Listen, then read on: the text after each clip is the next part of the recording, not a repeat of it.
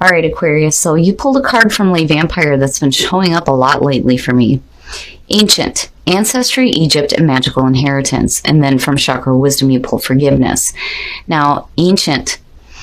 The reason why this card has significance for me is because my husband and I are just recently talking about doing a video here on the channel where we're going to be partnering up with National Geographic's next gen DNA testing and getting really deep into, you know, our genetic history.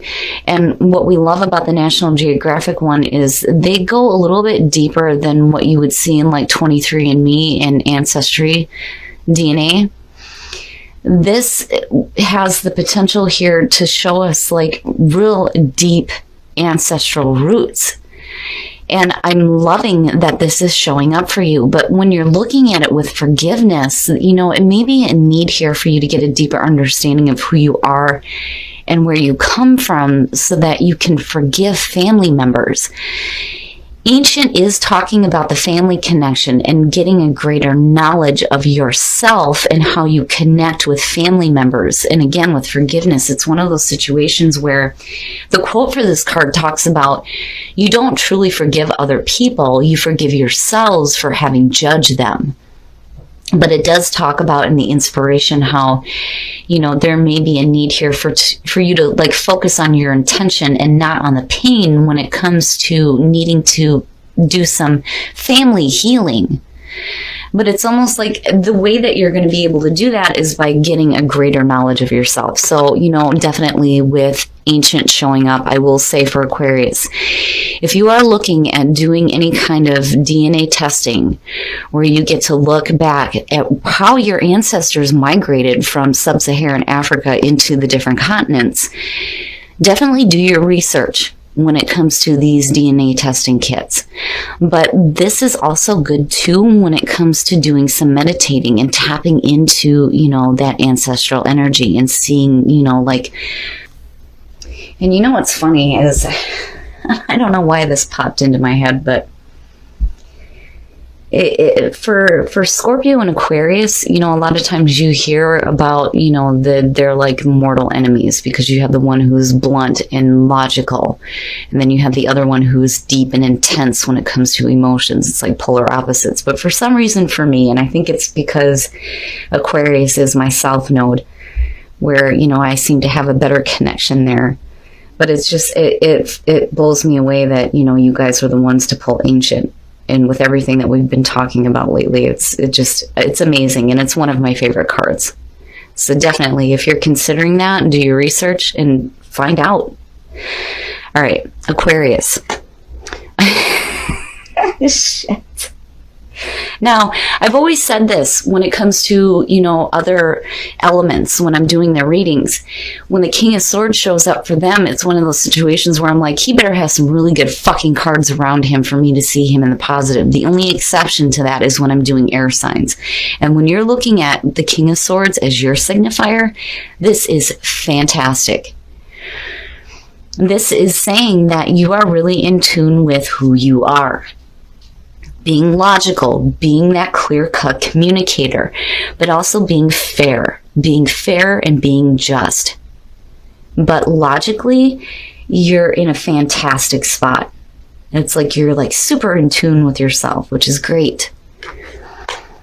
And in the past, the Fool. So, you know, this may be a situation here where, you know, you're taking that leap of faith, right, into something new. It is the new path.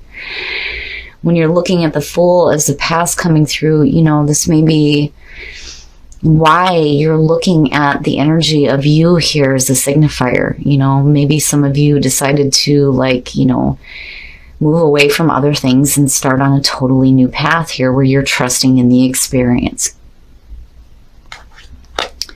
Oh, shit. Wow. In the present, the King of Pentacles. The energy is good. It's good. Whew. So, you know, not only are you being extremely smart, but you're being extremely practical too, looking at the energy of the kings. And I've always said this, when you see two kings in a reading, success for you guys. And that's great, especially with the King of Pentacles, right? But, for some of you, it may be dealing with, like we said before, with the devil showing up, dealing with an earth sign, right? Taurus, Cap, or Virgo. And for some of you, this just could be you and you have some earth in your chart and you're just taking a new path here where maybe you're tapping into, equal amounts of energy in both the King of Pentacles and the King of Swords. Shit. And apparently there's some fire in there too. Shit. The Knight of Wands. Here's the thing. When you're looking at this in terms of you, right? You're perfect. You are perfect. Your focus is exactly where it needs to be. You are in tune with yourself. You know what you want. You're clear cut and you're able to make good, decisive decisions that are practical on top of that. But you also have this feeling of passion. The Knight of Wands is one of those cards where, he's off. He's going after his passions. He comes in like a fucking whirlwind and there's all this passion surrounding him and he's off to the next. Right?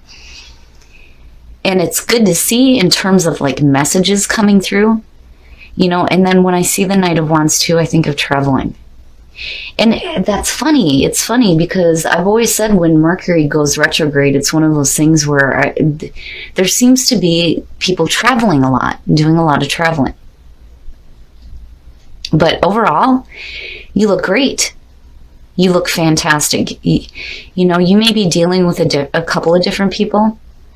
And you could just be dealing with one person, but the energy surrounding it looks really good. Oh, your best path to follow. And what's funny is that that's typical of Aquarius anyway.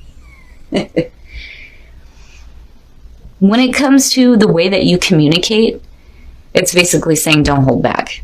You say what you need to say. The Seven of Wands very much is about using your voice. I've always said that this card is, I'm not taking any more shit. This is how I feel. This is where I stand. This is what I think. If you have people that are opposing your viewpoints, that's just tough shit. I really do feel like Spirit is saying you need to speak up. Don't ever let yourself be silenced. Even if somebody doesn't agree with your own viewpoints, to hell with that. You have the right to say how you feel and what you think. But I'm not seeing anything bad, yeah, you could be dealing with somebody who's coming through that, maybe like, well, wait a minute here, what about this, that, and the other thing, and you're just like, no. Like, I know. Like, I understand the situation, and I'm going to tell you about it, I just kind of worry looking at that and looking at forgiveness. You know what I mean? But then at the same time, you can't back down either. Oh, in your environment. Okay, here's the thing. If you are dealing with another person, and again, when you're looking at the devil, it could be a situation here where you may be dealing with, again, an earth sign. That may be coming through with a lot of passion, but I think you need to stay true to who you are, right? And make sure that they understand, look, this is me, right? When you're looking at the Two of Cups in your environment, for me, this is more so about the bonding relationship. It's a really good relationship, but for me, it does have the feeling of like love. And I say that because when you look at the Two of Cups, these people are so absorbed in each other that nothing else in the world exists. They're sharing their feelings, their emotions, they're sharing everything. Everything's being reciprocated. And for you, it could be a need here for you to take a leap of faith into a new relationship that may be really passionate. But then again, when you're looking at the devil, it's one of those things where, yeah, it could just be signaling that this may be a cap for some of you. And it could be a situation here where you just need to let go of the things that may be, like holding you down. And it may just be a situation here where you just need to use your voice, Oh, your hopes and your fears, the Nine of Swords. Ew. Aquarius. When you're looking at, first of all, when you're looking at your hopes and your fears, this has the potential to manifest. Okay, it doesn't necessarily mean that it's going to manifest. It manifests based on how much focus you put on it. And when you're looking at the Nine of Swords, this is feelings of regret, mental anguish and suffering, and bad thinking, bad negative thinking. It's all the mental shit that you do to yourself. You know, and maybe that's what you need to release yourself from. Bad thinking. Especially when it comes to, you know, a relationship. You know, it's almost like, you know, the Fool is there, but it's almost like, are you really, you know, fully taking that leap, right? Or are you like hesitant about it? You know, and looking at, you know, what's happening though, it's like, looking at the Seven of Wands, and then, you know, it's funny because the Page of Cups flipping the way it did, you know, this could just be, you know, you needing to voice the way that you feel, which is definitely, you know, something that is not typical for Aquarius, right? It's not that, you know, you're like purposely hiding emotions or anything like that. It's just, if you're having difficult thoughts surrounding a relationship, it's like time to speak up about it, I think. And, you know, that may help like alleviate what is going on mentally.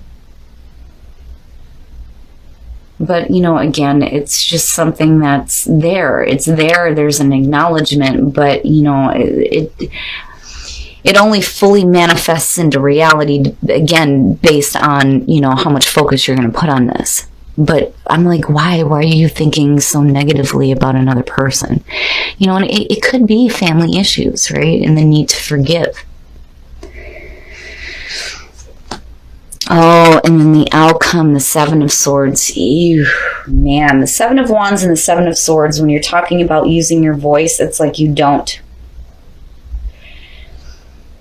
The Seven of Swords too is one of those cards where, you know, I don't, in this deck, I don't see it as like sneaky, deceptive shit.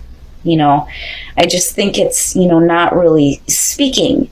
And then the other thing too is, you know, if you let your thoughts get the best of you when it comes to, you know, relationships and like maybe needing to repair them, right? It's almost like you get to a point here where you don't. That's like you don't. And maybe you do. Maybe you do need to start speaking up, especially if, you know, and then the other thing that I'm hearing is like somebody interfering in a relationship, which could be causing like some mental distress where, you know, maybe you're not wanting to speak up because you're not wanting to like cause problems. It's almost like, because, you know, when you're looking at the relationship, right, and again, if you're dealing with, you know, an earth sign, it's like,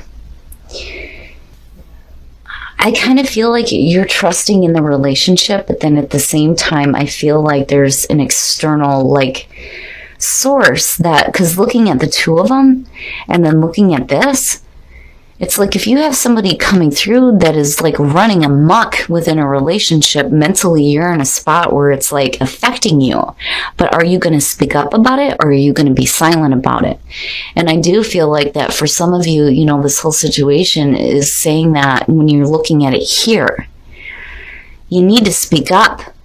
You know, you got to speak up.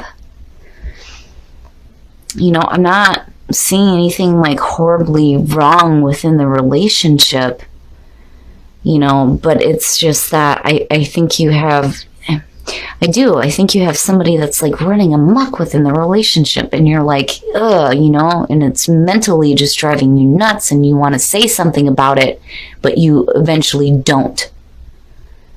You know, and Spirit is trying to tell you, fuck that, say what you need to say, right? But then there's also the part too where, you know, when it comes to family, maybe the reason why you're like being quiet is because, you know, when you're looking at forgiveness, you're deciding that you're not going to focus on the pain of the situation. You're just going to forgive yourself for allowing it to get to this point, basically. All right, we're going to take a look at the soul trees to see what else is going on for you guys. But I think that the full looking at you in the middle and in the relationship, and then seeing the King of Pentacles, and again, with it being a general reading, this could be male or female. The reason why the King of Swords is showing up for your signifier is because for me, I see that as Aquarius. It doesn't matter whether it's male or female. To me, it's just saying you very much know how you think and how you feel about this situation. I think that you have faith and trust within the relationship. It's just that there may be, an outside meddling source is what I feel like, just looking at these two. But I do think that you need to be true to who you are, and screw all that, say what you need to say, right? But, do it in a way where, it doesn't affect the relationship. And compassion. Here's the thing, when it comes to, the Nine of Swords and tranquility, definitely, that's what you're needing. You're needing some tranquility. The possibilities are endless when it comes to dealing with the situation. But the best way, I think, for a lot of you to do this is to have compassion. And here's the thing with compassion. When you're looking at this card, it's asking you to have compassion for other people, even though you may not understand why they're acting the way that they choose to. Calling in your soulmate, your prayers and affirmations and visualizations help bring you together, and then release your ex. Wow, the time has come to clear your energy. Whew. Man. So, there's a couple different things. Now, when you're looking at, for those of you who are happy within a relationship, you need to let go of that energy. Calling in your soulmate, it's like calling in that energy within the relationship, right? And like deepening the bond. You know what I mean? It's like calling them in to help you do some healing, right? Like making a stronger connection within the relationship. But that is only when you clear out that energy. Now, on the other hand, this could have to do with, and I kind of get the feeling here that this has to do with your partner. And it may be a situation where they need to release their ex too. You know what I'm saying? But when I see calling in your soulmate, when I ask that question, and when I ask the question for what are the messages for couples, and I see this card, you're calling in your partner to act as if they are your soulmate and start helping you learn and heal through difficult situations. But, forgiveness, there needs to be forgiveness and some compassion from Aquarius. And I think that that's what will help bring some tranquility to the mental crap that may be going on. And again, it may be a meddling outside source, and it may be an ex situation. Now, for those of you who are single, this may just have to do with family relationships, and if you're meeting somebody new, just make sure you take the time to get to know them. But I also feel like that's a part of, those who are in relationships too, right? Getting to know your soulmate. But overall, Aquarius, I do think that Spirit is trying to tell you here that there is a way for you to say what you need to say without being too brutal.